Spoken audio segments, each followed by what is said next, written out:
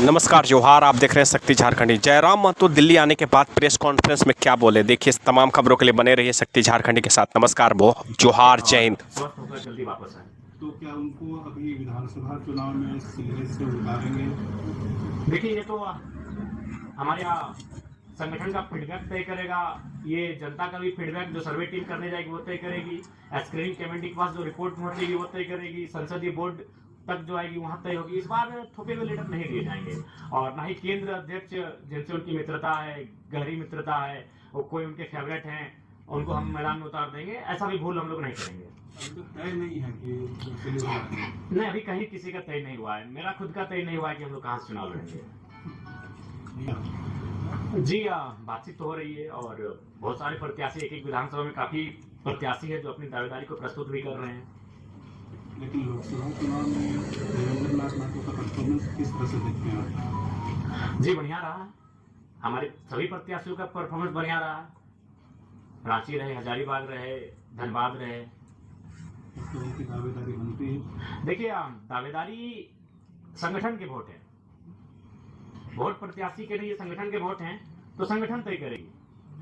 क्योंकि हम लोग जब ये चुनाव हम लोग नहीं लड़े तो उस समय ही हम लोग कहते कि संभावना बनेगी कि लोकसभा में जिनको अवसर मिलेगा, विधानसभा में थोड़ा सा, लेकिन कुछ चेहरे हैं जिनको रिपीट भी किया जाएगा, तो वो संगठन तय करेगी। वहाँ का जो फीडबैक सामने निकल कर आएगा वो सारी चीज तय करेंगे। 28 तारीख को आप लोग बैठक कर रहे हैं अधिवेशन, इसमें क्या कुछ अहम मुद्दा? जी बहुत जो काफी फॉल्ट्स आ रहे हैं, त्रुटियां आ रहे हैं, दीदी ने भी शिकायत को सजेस्ट किया। तो ऐसी जो भी शिकायतें सामने आएंगी उनको सख्त हिदायत दी जाएगी कि अनुशासन में रहेंगे। अनुशासन अगर भंग होती है तो पार्टी उन पर कड़ी कार्रवाई करेगी। क्या अमित महतो आपके साथ आएंगे? बिल्कुल। देखिए, उनको लेकर हमेशा एक स्वागत का नजरिया हम लोगों की टीम में रहा है। क्योंकि जब आंदोलन का स्टार्ट हुआ था, उन्होंने जेएमएम को छोड़ने का काम किया था, बकायदा जो सरकार में है उस संगठन को, उस टीम को छोड़ने का काम किया था। तो मुझे लगता है कि अगर वो आते हैं तो उनके लिए हम लोग पॉजिटिव है। जयराम जी, आपके प्रत्याशियों की पहली लिस्ट कब आने की संभावना है? हमें लगता है कि इस महीने में, चूंकि सावन का महीना है, हम लोग को खेती बाड़ी का महीना, झारखंड खेती बाड़ी का प्रधान राज्य है, तो खेती करते करते पहली लिस्ट आप सबों के सामने होगी। इधर सूर्य सिंह बेसरा भी एक चिट्ठी निकाल रहे हैं और वो भी एक अहम बैठक है जिसमें अपनी नाम है तीसरा विकल्प तीसरा मोर्चा की तैयारी कर रहे हैं। जी हमारे साथी जाएंगे, हमारे प्रतिनिधिमंडल उस बैठक में जाएंगे जो रांची को नेतृत्व करते हैं। देवेंद्र जी होते तो शायद हो जाते, तो इसी परिस्थिति में दीपक दा हैं, विराट जी हैं, बहुत सारे हैं साथी, हो जाके उस बैठक में भाग लेंगे और अपनी राय को रखेंगे। तीसरा मोर्चा की तरफ आप लोग देख रहे हैं क्या झारखंड में? किस तरह से दो धारा बढ़ चुका है, इंडिया गठबंधन हो गया, एनडीए गठबंधन। जी हम लोग तीसरे विकल्प की ओर बढ़ रहे हैं और अगर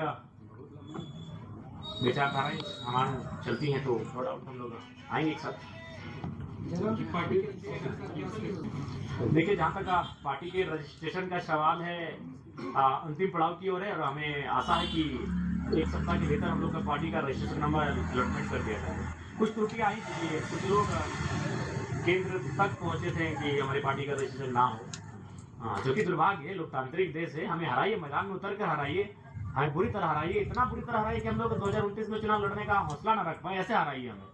लेकिन आप पार्टी रजिस्ट्रेशन को डिस्टर्ब करते हैं, ये थोड़ा सा लोकतांत्रिक देश में उचित नहीं था।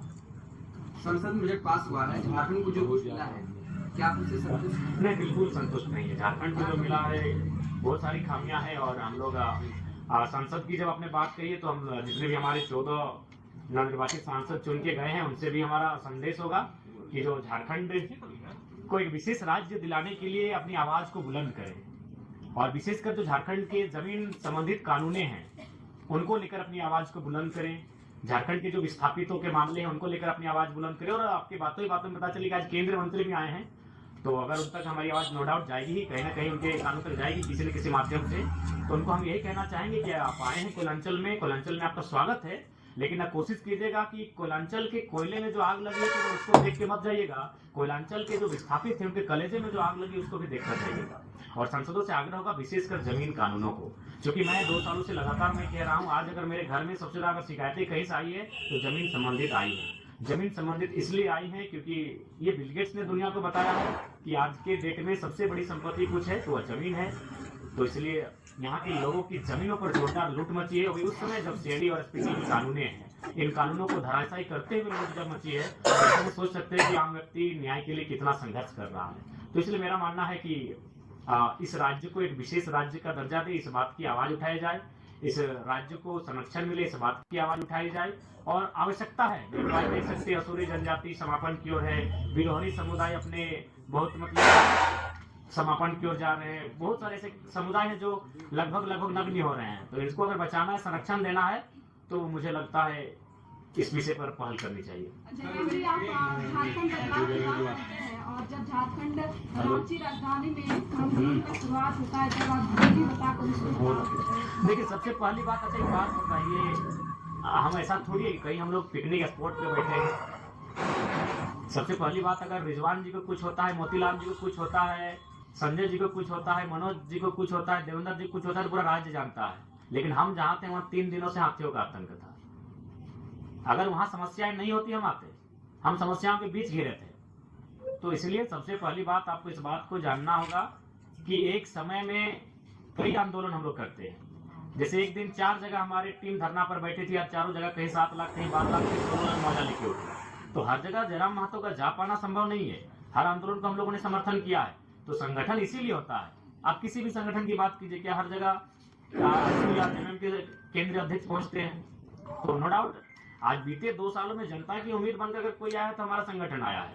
आप बगोदर का उदाहरण ले लीजिए, 21 दिन बाद मजदूर की डेड बॉडी घर पहुंची, लेकिन मुआवजा 5वें दिन पहुंचा था। आपने जैसा बोला कि हर जगह केंद्रीय अध्यक्ष नहीं पहुंच सकते, लेकिन जब उपाध्यक्ष को चोट लगती है हर कोई मिलने पहुंचता है, आप मिलने नहीं पहुंचे। बिल्कुल पहुंचे, दिल्ली तक पहुंचे, लेकिन काफी कॉन्फिडेंस रहा। और सुना ये भी कहा जा रहा है कि आपने तो वो बाहर का रास्ता, पार्टी का बाहर का रास्ता भी, ऐसा आपको किसने कहा?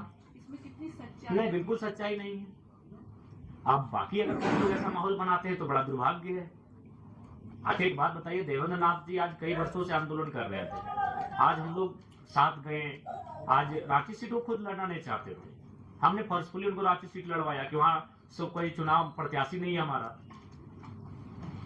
आज मान के चलिए अच्छा सम्मानजनक वोट लाए, सब लोगों की उनकी निगाह पड़ी। चीजें अगर कोई कह रहा है तो हमें लगता है बहुत ही दुर्भाग्य का विषय है।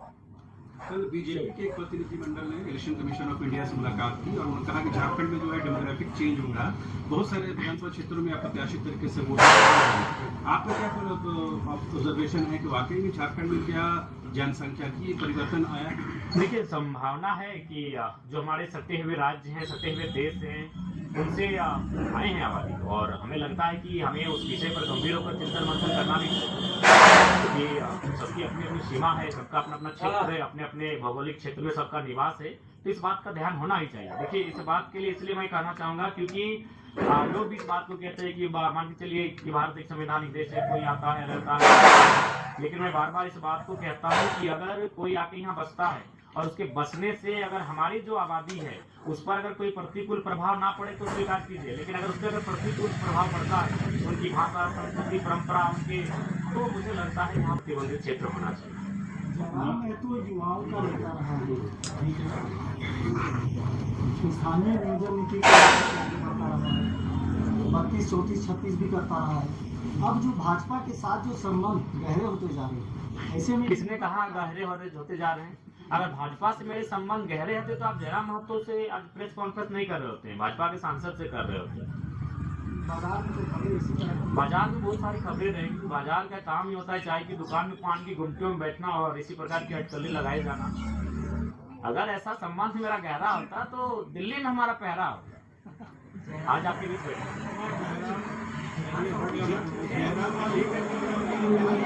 दिवस मनाया जाता है और आप हमेशा से शामिल करने के बाद तो आदिवासी दिवस को लेकर क्या तैयारी आप कर रहे हैं? बिल्कुल, हमारा संगठन चूंकि एक नया फुल्का संगठन है, नो डाउट हमारे संगठन में उसकी तैयारी है। बकायदा इस बार जो हमारा कार्यक्रम होगा वो कोल्हान प्रमंडल में होगा आदिवासी दिवस का। उस दिन हमारा एक बेहतरीन कार्यक्रम होगा, सभा भी होगा, तो उसकी तैयारी है। जयराम जी पर आपकी क्या है? देखिए, मैंने स्पष्ट कहा है कि सबसे पहले अगर आप कुर्मियों की मांग को समझना है तो इतिहास को समझना होगा। आज अगर सबसे पहली बात है कि आज दुर्भाग्य का विषय है कि कुर्मी और एसटी इसको भर्सित बना दिया जाता है, जबकि आप सभी जानते हैं कि अगर इस राज्य को अलग करने में पहला अगर दो कौम किसी का नाम आता है तो कुर्मी और एसटी का आता है। निर्मल महतो की वो बोली, उसकी आवाज, उसकी गूंज, उनके शरीर से बहता खून धरती पर टपकने के बाद वो सुगंध आज तक शांत नहीं हुई है, जिस शख्स के कारण ये झारखंड राज्य अलग हुआ, आजाद हुआ। तो आज ये भ्रम की स्थिति यह करके बता दी जाती है कि रिजर्वेशन, सबसे पहली बात आपको